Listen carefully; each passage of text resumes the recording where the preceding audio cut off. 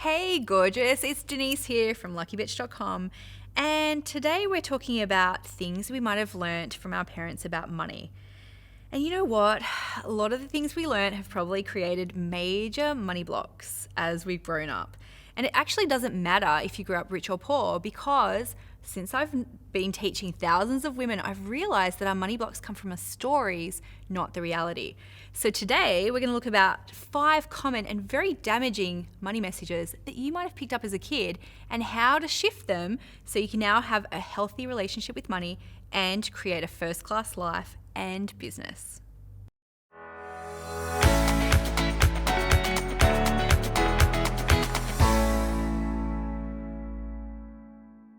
Now, your money blocks might have come from the smallest things in your childhood or from really obvious things. So obvious things could have been maybe your parents constantly fought about money.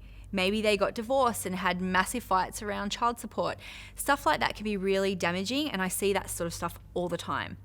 Other times though, our money stories have come from really subtle things or maybe common family phrases that unwittingly have caused you problems as an adult.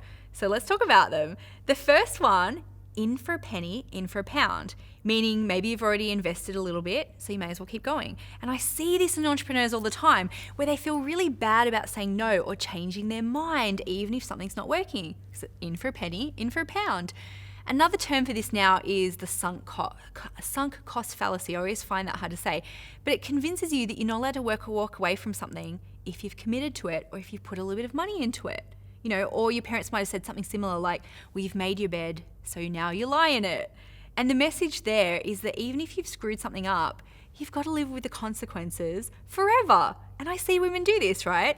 Maybe you're 6 months into a business and you're starting to hate it, but you've spent a little bit of money. Or maybe you've realized that you've hired the wrong person to make your website, but you're like trying to make it work, you're still throwing money. Or maybe, like me, you created something expensive like a mobile app, only to realize, hang on, this is not my business model. So you might think that just because you've invested money, in for a penny, in for a pound, that you're not allowed to change your mind and say no. But in reality, as an adult, you can quit things anytime that don't work for you, and you don't have to keep on throwing good money after bad. So if you're in a hole right now, stop digging. Stop funneling further money into something that you know is not right for you, otherwise known as rolling the turd in glitter, trying to make it work.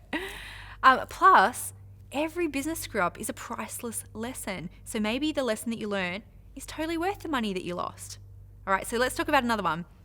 Money doesn't grow on trees. Did you hear that one? Money doesn't grow on trees. And maybe this kind of confused you as a kid because you were like, but money's made of paper. So how we interpreted that message is that money's hard to come by and there's never enough of it. And this can be really damaging for entrepreneurs because you might start to perpetuate the myth that you have to work really hard to make money or it doesn't count. So maybe you do things like you procrastinate, you reinvent the wheel, maybe you refuse to delegate or refuse to outsource because you're resisting making money easier. You know, it's probably the biggest money blocks I see in female entrepreneurs. It's that thing of money has to be really hard. So it's time to let that one go. Message number 3. Did your parents ever say, am I made of money? You know, like, what do you think I am made of money? And things like that make you feel really guilty for desiring stuff. And I see that now that women feel really bad and guilty about wanting to create a first-class life. And I suspect that started from a really young age. You know, and if you've heard that again and again, you might believe that there's not enough money in the world, that it's greedy to spend it on things that you want.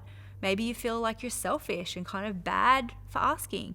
And I see this all the time, that these messages make women believe that you're not allowed to ask for stuff. You're not allowed to ask for what you want in life. Okay, next one. I love this one.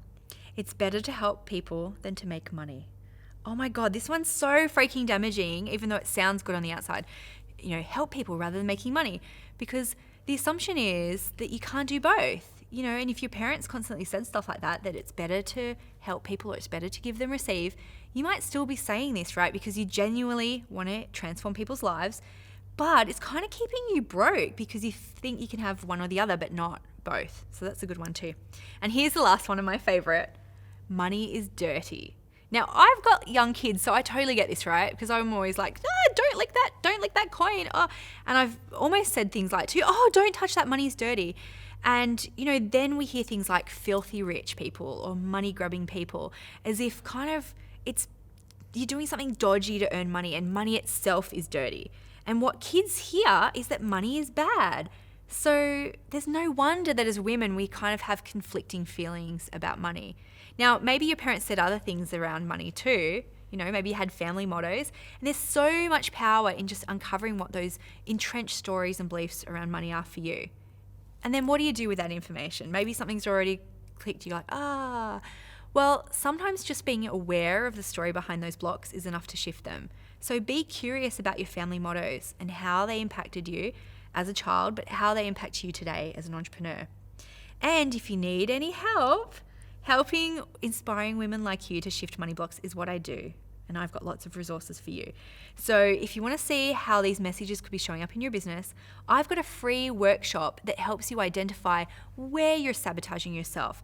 And I give you some really practical actions that you can shift today as well. So you can watch that free at luckybitch.com/money. Because I would be absolutely honored to help you make friends with money this year and to take you through, some of those clear money blocks so you can see that thousands of other women around the world feel the same way. And it's going to open your eyes to see where you could be blocking money from your business.